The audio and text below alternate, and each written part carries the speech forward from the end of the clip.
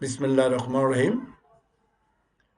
অনেক কষ্ট সংগ্রামের পর, ছাত্রদের আন্দোলনের পর আমরা স্বৈরাচারী সরকার থেকে রক্ষা পেয়ে একটা সুষ্ঠু রাজনৈতিক ধারায় চলেছিলাম এবং গত নির্বাচনের মাধ্যমে আমাদের নতুন সরকার গঠন হয়েছে। তাদের কাছে আমাদের অনেক আশা ছিল, যা তারা কমিটমেন্ট করেছে সেই কমিটমেন্ট মতো দেশ পরিচালনা করবে। কিন্তু আমরা দেখতে পাচ্ছি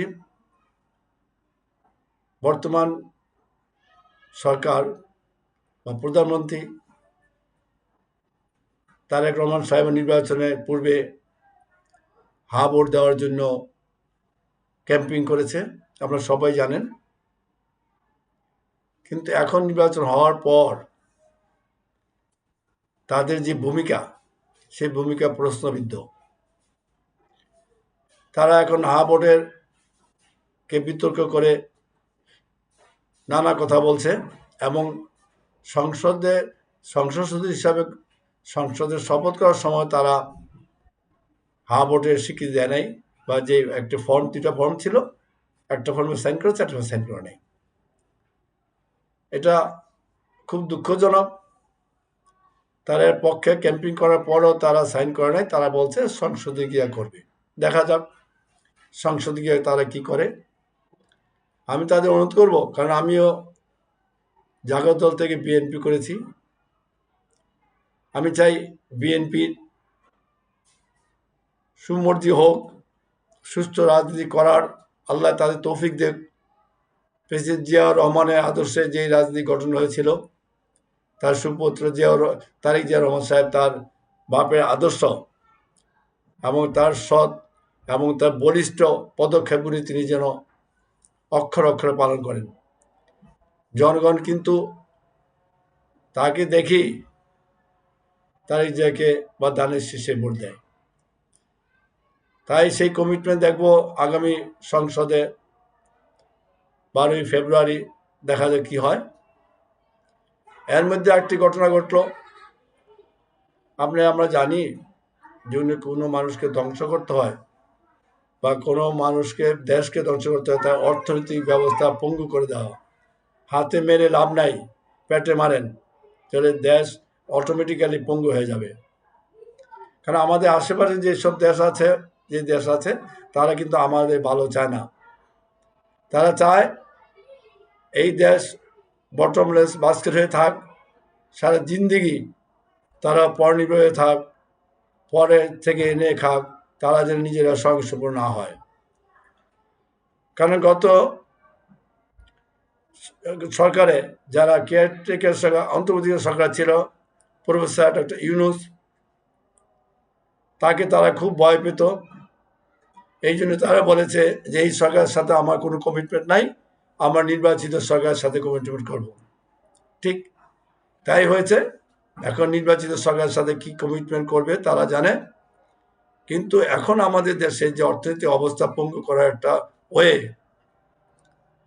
যে অর্থনৈতিক অবস্থা পঙ্গু করে দেন, তার মানে ব্যাংক দেউলিয়া করে দেন, তার প্রতিফলন আমরা দেখতে পাচ্ছি। বাংলাদেশের ব্যাংকের গভর্নরকে যেভাবে বিতাড়িত করে নতুন গভর্নর বসিয়েছেন, আমাদের জানা উচিত কিছু কিছু সেক্টর আছে সেন্সিটিভ, এটা ভালো ভালো এক্সপিরিয়েন্স ওয়ালা লোকদের বসাতে হয়, যাদের ব্রেন আছে তাদের আনতে হয়। যেমন অর্থ মন্ত্রণালয় আমরা সাইফুর রহমানকে এনেছিলাম জাতিসংঘ থেকে, আওয়ামী লীগ এনেছিলেন কিবরিয়া সাহেবকে, এবং বাংলাদেশের ব্যাংকের গভর্নরও সেভাবে ট্যালেন্ট এবং এক্সপার্ট লোককে ব্যাংকে গভর্নর বানাতে হয়। আর এখন কি দেখলাম, শিয়ালে গেছে মুরগি বাঘি, অর্থাৎ কি ঋণ খেলাপি। ঋণ খেলাপি হলো আমাদের বড় শত্রু। আমাদের টাকা চুরি করে নিয়ে ব্যাংকেতে ঋণ নিয়ে সে ঋণ পরিশোধ করে না, এবং সেই টাকা বেশিরভাগই তারা বিদেশে পাঠিয়ে সেখানে বাড়ি গাড়ি করে। আর এখানে যদি তারা ব্যাংক যদি ক্রয় করে, তাহলে সেই পুরো টাকা পায় না, কারণ তার টাকা এখানে অ্যাসেট নাই, সব অ্যাসেটে হুন্ডির মাধ্যমে বিদেশে প্রেরণ করেছে। এই ঋণ খেলাপি হলো বড় শত্রু। এই ঋণ খেলাপিতে অ্যাভয়েড করতে হবে, এবং ঋণ খেলাপিরা সংসদ সদস্য হতে পারবে না। কিন্তু দুঃখের বিষয়, এখন সংসদ সদস্যের মধ্যে অনেকে ব্যাংক ঋণ খেলাপি আছেন। এটা কিভাবে প্রশ্ন নিল আমার কাছে, আমি আপনাদের কাছে প্রশ্ন করলাম, কিভাবে ঋণ খেলাপিরা নমিনেশন পেল, কিভাবে তারা এখন সংসদ সদস্য হলো, এটা আমার জানার দরকার আছে। দ্বিতীয়, বাংলাদেশের ব্যাংক গভর্নর যে বসিয়েছেন, সে একটা সুইটার ফ্যাক্টরির মালিক এবং সে ঋণ খেলাপি। যে নিজে ঋণ খেলাপি, সে ব্যাংক পরিচালনা কিভাবে করবে? সে তো নিজেই চোর। ঋণ খেলাপি বহুত খারাপ। ঋণ খেলাপিদের এইখানে বাংলাদেশে জায়গা হবে না, যারা আমাদের টাকা লুটপাট করে বিদেশে আমেরিকা লন্ডন বাড়ি করেছে। ঋণ খেলাপিদের বাংলাদেশে জায়গা হওয়া উচিত না, কারণ আমাদের টাকা লুট করে নিয়ে তারা বিদেশে বাড়ি গাড়ি করেছে, এবং তারা আবার নির্বাচনে অংশ নেয়।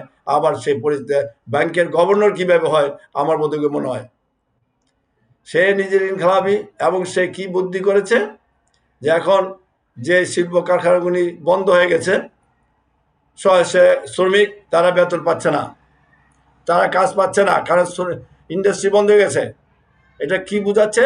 যে ইন্ডাস্ট্রি মালিকগো এনে সেই ইন্ডাস্ট্রিকে রিওপেন করে কর্মচারীদের যাতে বেতন পায়, সুযোগ সুবিধা পায়, সেই ব্যবস্থা করে দেওয়া। এর অর্থ কি? বেশিরভাগ ইন্ডাস্ট্রির মালিক গত 17 বছর হাসিনার সময় তাদের লালিত পালিত ব্যক্তিরা সেই ইন্ডাস্ট্রির মালিক। তারা ঋণ খেলাপি, এবং অনেকে ইন্ডিয়া চলে গেছে, অনেক দেশে চলে গেছে ঋণ খেলাপি। এখন তার বুদ্ধি হলো তাদেরকে দেশে এনে সেই ইন্ডাস্ট্রিকে রিওপেন করে এমনি ঋণ খেলাপি আরও টাকা দিয়ে, তাদের আরও ফাইন্যান্স দিয়ে, ব্যাংকেতে টাকা দিয়ে ইন্ডাস্ট্রিগুলি চালু করে সেই কর্মচারীদের বেতন দেওয়ার ব্যবস্থা করা হোক। আর সে তো আগের টাকাই শোধ করতে পারে নাই, আবার তাদের টাকা দিলে সেই টাকা নিয়ে যে বিদেশে চলে যাবে না, তার নিশ্চয়তা কি আছে? ইন্ডাস্ট্রি খোলা কি দরকার আছে? আমাদের কোটি কোটি টাকা যে চুরি করে নিয়ে গেছে, সেই টাকাগুলি রিকভারি করেন আগে। সেই টাকাগুলি রিকভারি করে তারপরে আপনি ইন্ডাস্ট্রি খোলার চিন্তা করেন। এখন যেসব ইন্ডাস্ট্রি ঋণ খেলাপি, তাদের আবার নতুন করে ঋণ দেওয়ার কোনো প্রয়োজন নেই, তাহলে দেশ আবার বিপদের মুখে পড়বে। এই বুদ্ধি নিয়ে যেই ব্যাংকে গভর্নর হয়েছেন, সে নিজে ঋণ খেলাপি আগে পরিশোধ করুক, আমাদের টাকা শোধ করুক, তারপরে সে ব্যাংকের গভর্নর হোক। তা না হলে ব্যাংকের গভর্নর হওয়া তার উচিত না। আর যে তাকে গভর্নর করেছেন, আমার এখানে প্রশ্ন রইল, সে আমাদের টাকা পরিশোধ না করে কিভাবে সে ব্যাংকের গভর্নর হয়? শিয়ালের কাছে মুরগি বাগি, সেই শিয়াল তো মুরগি সব খেয়েই ফেলবে। তারপরে আমি মাননীয় বর্তমান সরকারকে বলবো, পরে বলবে সরি ভুল হয়ে গেছে, তখন সরি বলে তো লাভ হবে না। দেশকে খেয়ে ফেলে, দেশকে ধ্বংস করে দিয়ে সরি বললে লাভ হবে না। এই জন্য এটা এক্সপার্ট, ভালো এবং সৎ এবং খুবই এক্সপার্ট লোক ব্যাংকে গভর্নর বানানো উচিত, কারণ এটা ফাইন্যান্স নির্ভর করে, এটা পেটের ভাত নির্ভর করে। কারণ অর্থনৈতিক অবস্থা যদি ধ্বংস হয়ে যায়, বাংলাদেশ ধ্বংস হয়ে যাবে। অর্থনৈতিক অবস্থা যদি ধ্বংস হয়ে যায়, বাংলাদেশ ধ্বংস হয়ে যাবে। এই জন্য পলিসি, অনেক দেশের পলিসি, সেই দেশকে ধ্বংস করতে হলে আপনার অর্থনৈতিক ধ্বংস করে দেন। আমাদের দেশ তো সেভাবে চলছে।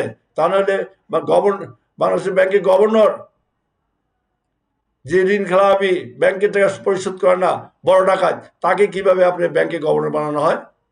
ঋণ খেলাপি ছাড়া কি কোনো এক্সপার্ট লোক নাই বাংলাদেশে? আপনি যে দলই করুন না কেন, যে পার্টি করুন না কেন, সত্য বলবেন এবং সত্য অনুভব করবেন, সত্য হতে বলার চেষ্টা করবেন, দেশকে বাঁচাবার চেষ্টা করেন।